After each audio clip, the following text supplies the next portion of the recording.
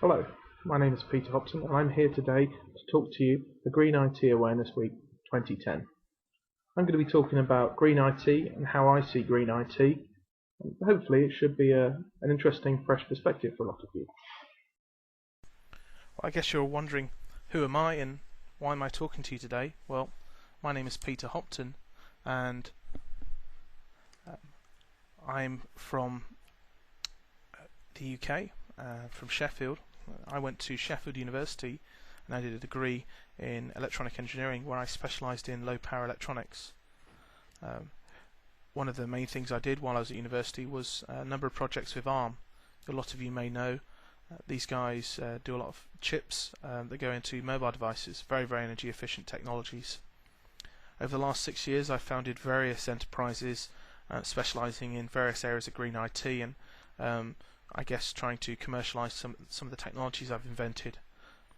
I also do private consultation on various different bits of green IT, and I'd like to think that I'm recognised as one of the UK's top experts in this field. I've done various trips abroad, also people like the UK Foreign Office, and I chaired the Green IT panel for the Global Forum. I'm a fellow of the Royal Society of Arts and my work in this field really, and I'm also a representative for the BCS's special interest groups in a variety of areas.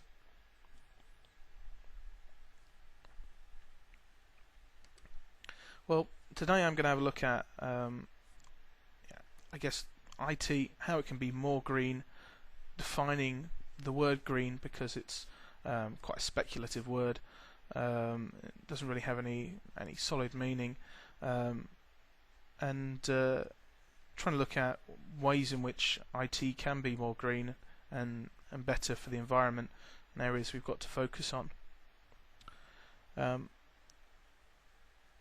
guess a good place to start is the Japanese have a way of splitting these two areas up where they look at, well, IT itself can be more green, it can be more efficient, and they look at that as green for IT. But then they also look at, well, IT can also help sustainability elsewhere, and the terminology they use there is green by IT. And I think that terminology is very, very simple, easy to understand, if not slightly confusing at times. I get the two muddled up, but yeah, a little bit of thinking gets it figured. And kind of helps you separate those two, because in those two cases there's a significantly different case, and I guess also a significantly different procurement decision that needs to be made by the customer as well. A lot of different things you need to think about. Now I'm going to start off by looking at the green for IT argument, mostly because that's my area of specialty. I don't know an awful lot about video conferencing technologies and home working technologies and things like that from the green by IT category. What I know an awful lot about is trying to get efficiencies out of pieces of equipment. So that's what I'm going to be talking about today, and a good place to start with that is the problem. Well, I mean, the problem really, the key headline here on the problem is electricity. In a typical commercial business, 40% of their electricity bill is ICT, and that's very similar numbers to educational establishments. 40% is a significant amount, it shouldn't be ignored at all.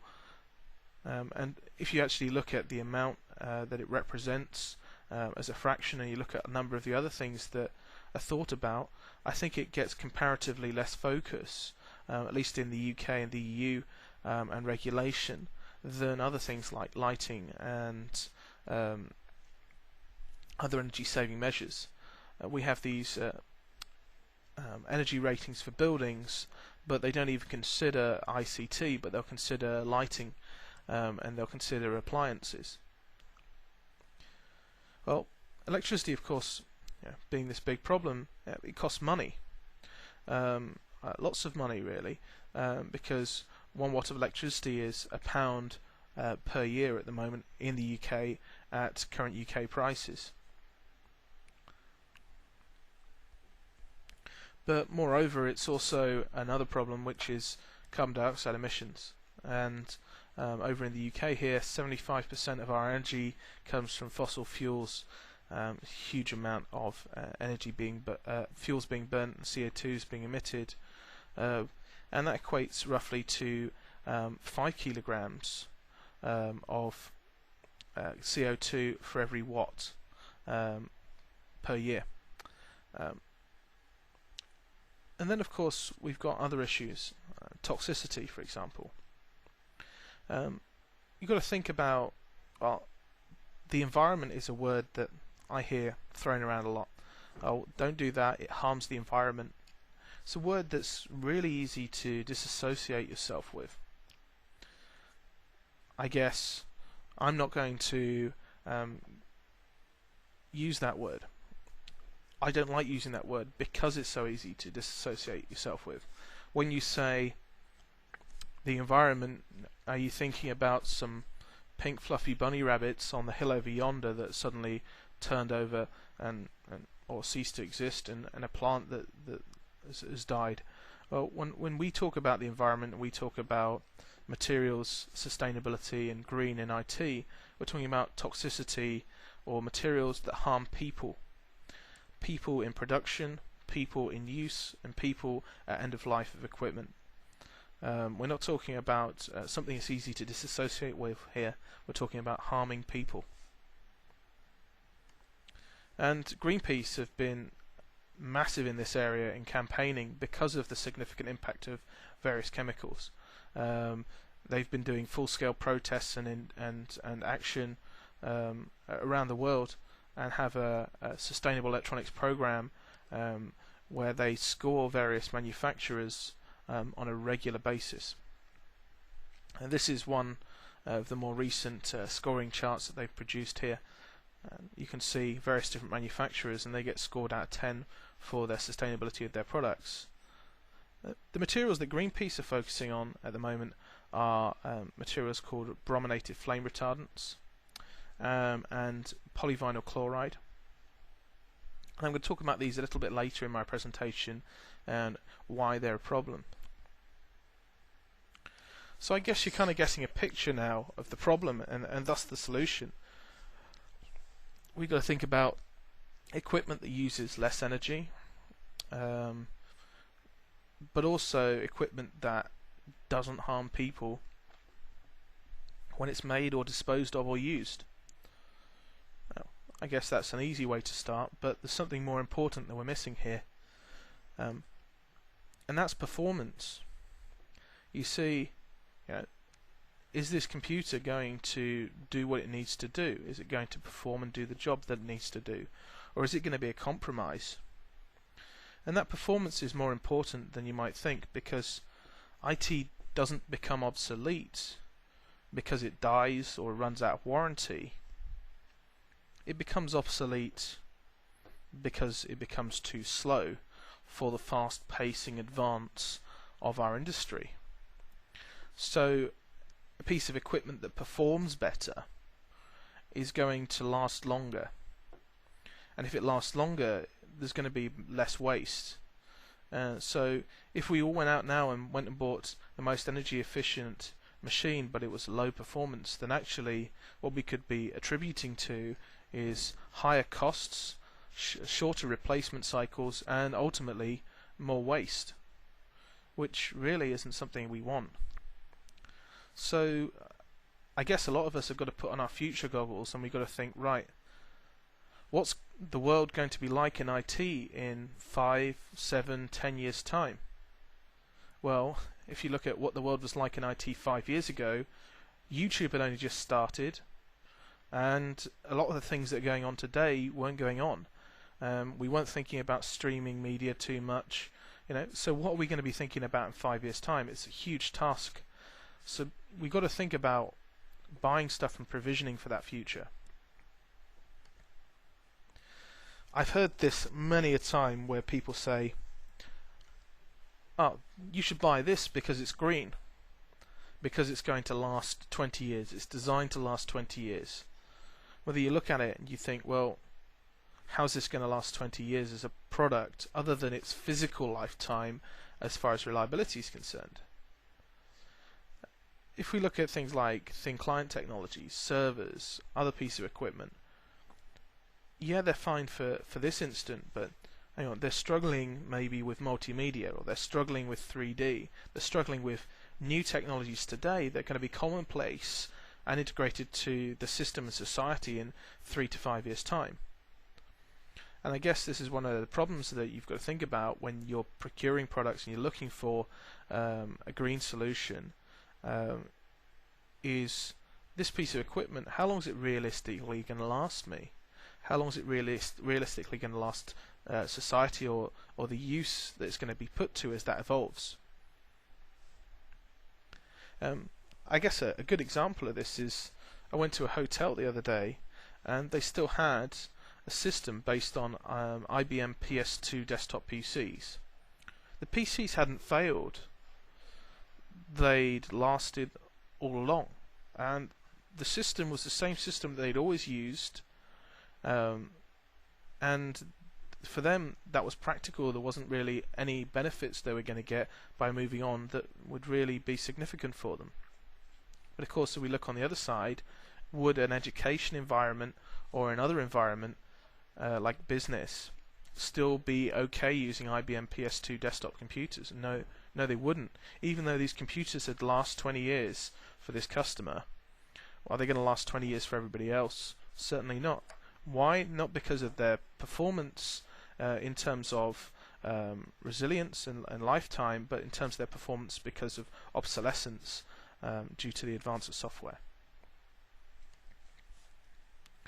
So I guess a question which a lot of people around the world ask me is, what are the UK government doing about green IT? What are they doing, well, to kind of encourage it? Well, in the public sector here, we've got various reduction targets being set, and they're making various commitments like reducing carbon dioxide emissions by 10% over the next year or two, reducing them by 20% by 2020, and so on and so forth. And throughout the UK public sector, they have a number of funding projects for energy efficiency, which fund energy efficient projects. And we've also mandated Energy Star as a minimum standard for public sector procurement. That's for the centre of public sector rather than education and some of the surrounding areas. And we also have what used to be known as DEFRA Quick Wins Green Ticks, which is a standard for toxic content. It's now known as Government Buying Standards, and that outlaws a variety of materials that the government don't want to be having in computers or electronics. Those materials, some of which I spoke of earlier, which Greenpeace are attacking, and obviously, we don't want to be thinking about harming these people either in production, use, or disposal of equipment.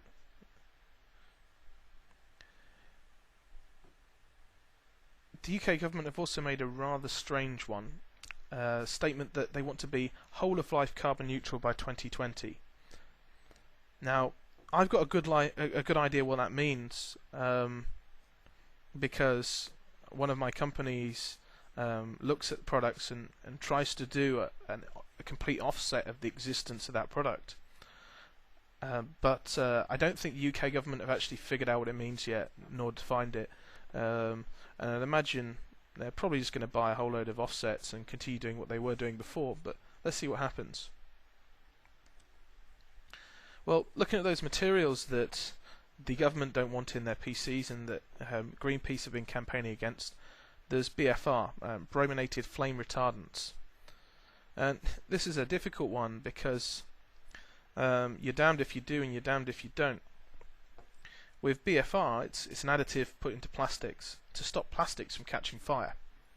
So in the United States, there's firemen going out on strike and campaigning for the inclusion of BFR in products. Well, maybe not going out on strike, but they're campaigning heavily for this.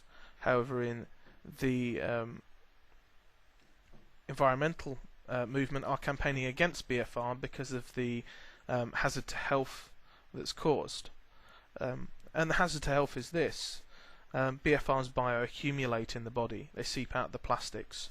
So people making the plastics, people using the plastics, they're going to potentially have this accumulate in their bloodstream, and in high quantities it's associated with liver problems, neurological problems, and even in some cases cancer.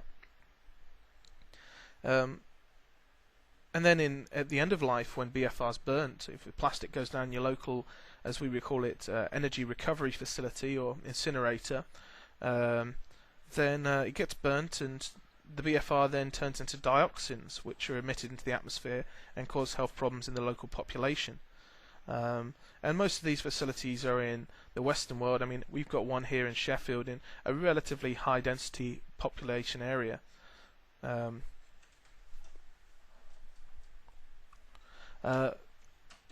Then we also think about, well, what are the alternatives for these? Or there are organic flame retardants for plastics,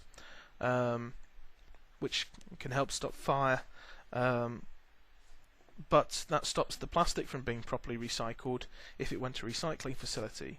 Okay, if it went to a waste reclamation facility, then you'd be okay, but not if it went to a proper recycling facility. So there's a big dilemma surrounding flame retardants. I guess one of the best solutions to this problem is to make sure the areas that are prone to catching fire are metal, so they won't catch fire, and then put the plastics far away from the metal, or even exclude them completely in favour of metal, which of course is much more recyclable material. Now, you'll also see Greenpeace campaigning against flexible polyvinyl chloride. So PVC itself is safe, except in burning, where it emits cyanide gas and hydrochloric acid. Not very pleasant. And in manufacture, where it's potentially a serious health problem and can cause cancer, and it's quite toxic.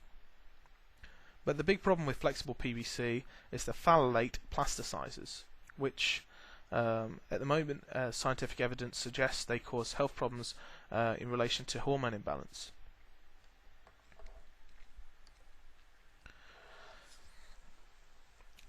Now, I looked at schools in a recent project, and I said, why should they aim to achieve a more sustainable IT environment?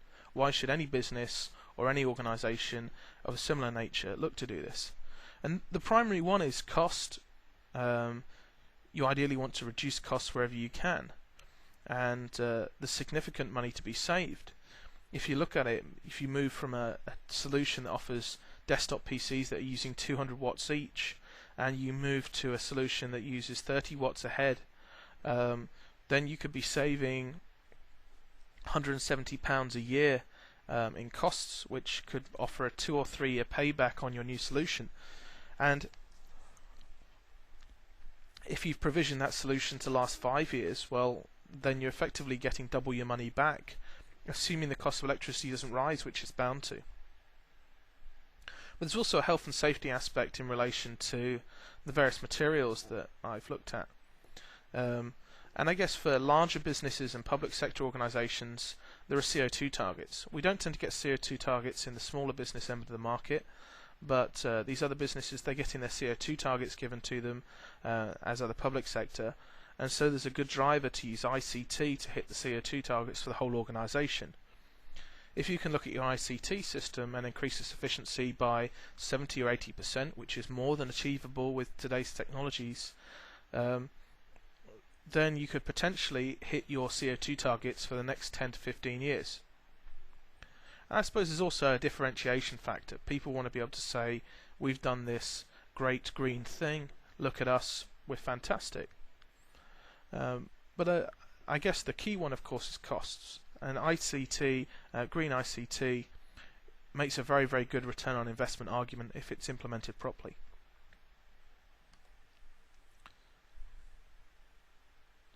Well, looking at the same project, which was at schools, I made a number of pieces of advice to them, which was about how they can achieve a more sustainable ICT environment. What should they do? And I came up with 6 items here, which I guess would work across very, very similar organisations. So, I mean, the first one is look at whole life costing. Try to unite your electricity budget and your capital cost budgets so that capital concerns can borrow from the electricity budget where they'll implement savings. In larger organisations, you might want to look at actually implementing a proper framework and method or process to this. Whereas in smaller organisations, often it's the same person that pays these two bills. Also suggest to them that they should reduce or eliminate air conditioning in their computer rooms by either reducing or eliminating the computer rooms and spreading the equipment out through classrooms, or putting more energy efficient gear into the computer rooms. I'm not talking about server rooms here, although again I suppose the same thing might apply, but rather computer suites where a high density of equipment is packed into a small space. Obviously around the world in different climates air conditioning is going to be required, but I guess this was about looking at ways of turning it off, turning it down, or not having to install it in the first place by thinking about power density and how much equipment you're going to put into one place. And the next one was looking at power management policy. And I said, well, you don't need to actually look at having a piece of software that's going to say turn your computers off at 5 o'clock every day. Maybe that's not the first place to start. You could do that, but maybe a place to start here is to have a policy that the machines get turned off at night, and have your line managers or your teachers or, people in your organisation enforce that policy. You can start with something as simple as that instruction. And there are a lot of organisations that don't have that as a policy. They don't have a power management policy, whether enforced over a network via software or whether one that's actually implemented on paper or by word of mouth. And they tend to automatically leave all their computers on just because when the members of staff get in on a Monday morning, they don't have to wait 5 minutes for the computer to turn on. So having a policy on that can offer immense savings.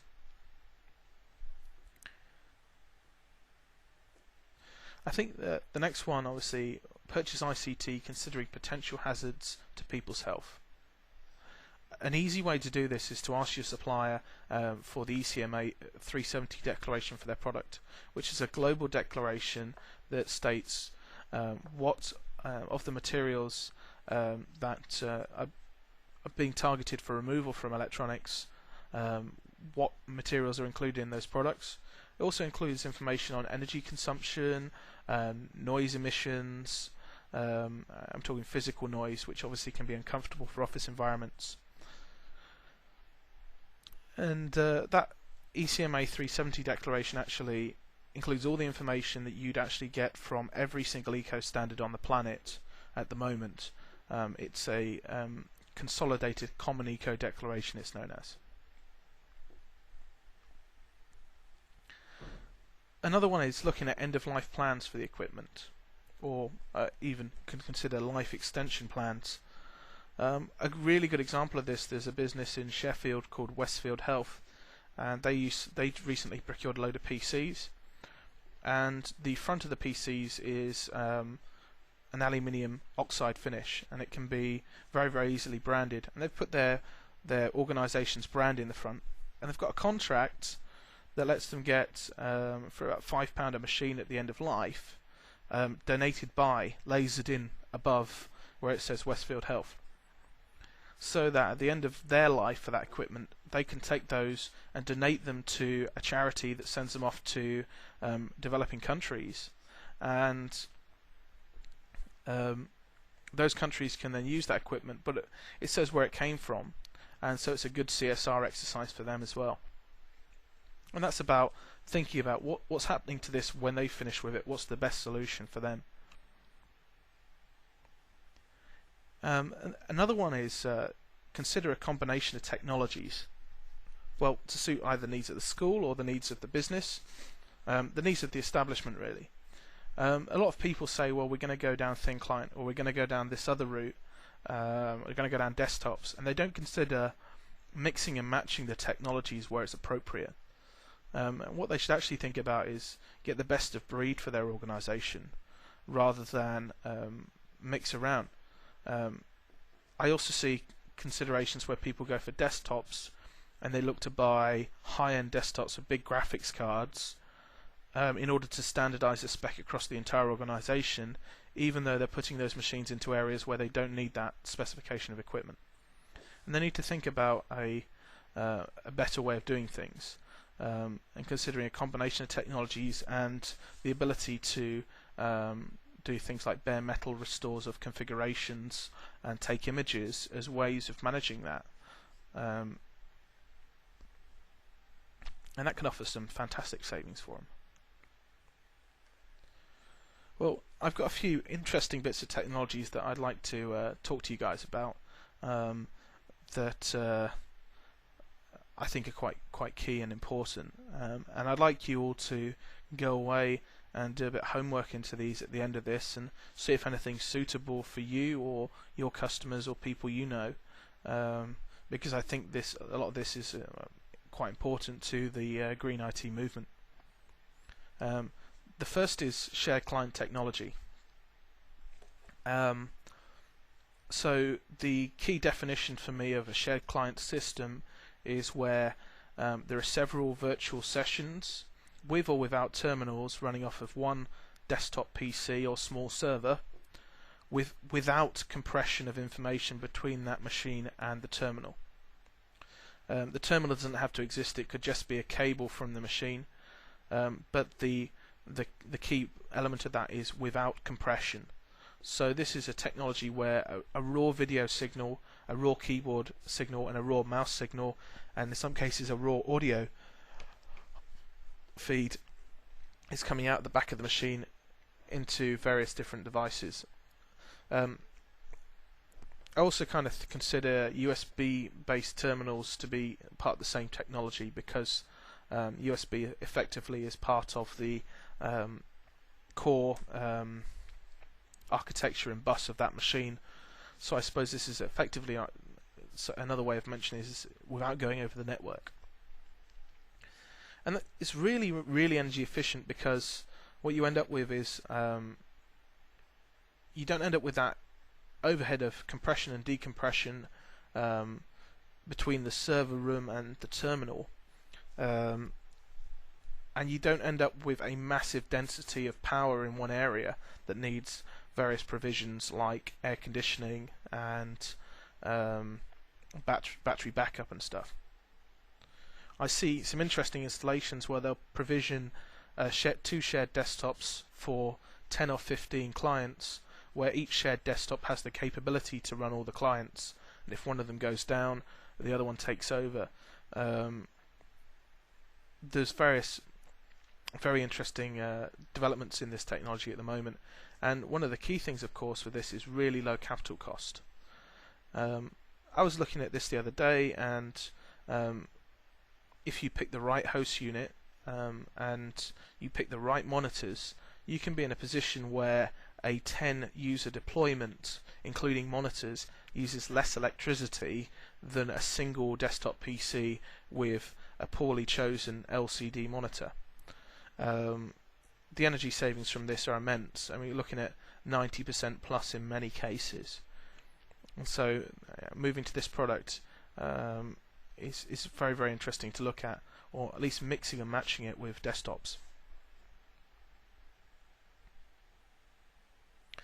Some examples of who make this sort of technology: you've got N Computing, LG have a product called Network Monitor, Microsoft have Microsoft Multipoint Server 2010, and there's another one on the market called Soft Expand as well, which comes from Israel. In the UK we have a mark called Energy Saving Recommended, and the Energy Saving Trust endorse a number of pieces of equipment that they recommend for energy savings, and so there's a variety of different energy efficient desktop PCs available on the market. Some use laptop processors, some use desktop processors with some clever management firmware, and you can have a look at what the Energy Saving Trust recommend on the green desktop front. I spoke earlier about enforcing a power management policy. Well, desktop power management is a massive one for you to look at for enforcing power management policies. There's a number of softwares that look at time when people touch the keyboard and the mouse. Night Watchman, Powerman, Verdium, Verismic. I'm sure there's some more out there that some people could highlight for me. And then there's a neat bit of software called Peekaboo, which sorry about the shameless plug-in, but it plugs into the above software, and that's a bit that I wrote, I invented, and my team here wrote, that uses a webcam to detect the user using a face detection algorithm. So that's something that's quite interesting. And always looking at ways to try and make it so that we got good information on who's using the computer, when, how they're using the computer, so that you can alter the power profile of the computer. I think that's going to be key to the future of power management. Looking at who's using the computer when, and obviously if you can do that in an active way like Peekaboo does, then it's potentially allows the management to be better. Of course, there's a risk of that running a webcam does use more energy, and I think one of the risks of Peekaboo is that with LED monitors getting more and more energy efficient, is the 1 watt the webcam uses going to be insignificant against the 8 watt the monitor it uses? We've got to think about it's not going to be able to turn the monitor off that often, so there's a number of considerations there. On the topic of LED backlit displays then, I'd really recommend them at the moment. I remember when LCD first came out and hit the £100 price point, people said, replace your CRT with an LCD, it will pay for itself before the warranty runs out. The same argument now applies for LED. If you look at it, the old CRT was 80 watts, your LCD was about 40, your LED is about 8 to 10. So, replace your LCD with an LED backlit monitor, it will pay for itself before the warranty runs out.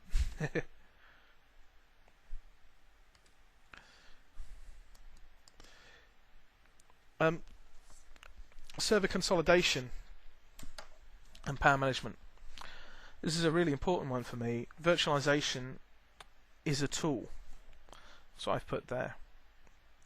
If you can consolidate your servers without it, you will save more, because virtualization uses up resources, and it also disables the internal power management of the PC, the server. So if you can consolidate servers without virtualizing, then you will save more. The only exception to that rule is with IPMI-based power management. If you can have a system where servers can be moved around between virtual servers, between physical servers on the fly, then you can turn off physical servers after you move load onto other servers. And there are automatic systems to do this now from various virtualization vendors that then use IPMI-based power management on servers to turn them off. And this is something that you should really look at if you've got large deployments of equipment. Whereas if you've got small deployments of equipment, you should consider consolidating without virtualization, because you will save more money, A, in licenses, and B, in electricity savings.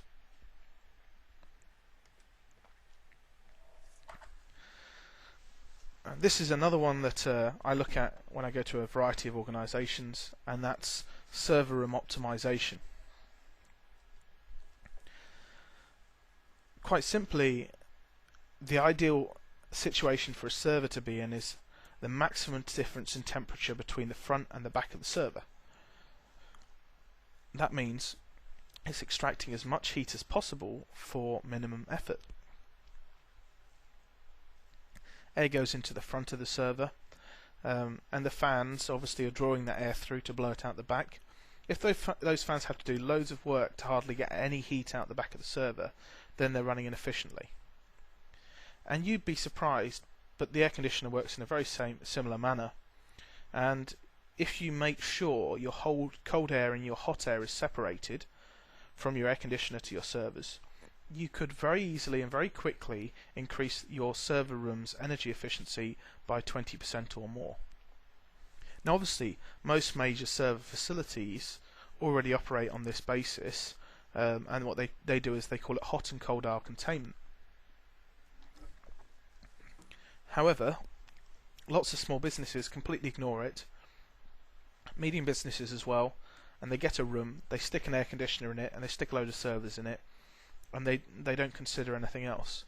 Well, actually, if they just got a little bit of plastic sheeting like you find in walk-in fridges, and set that around the room, admittedly I think it's made of flexible PVC, but you might be able to find an alternative, then you could save 20% of your server running costs.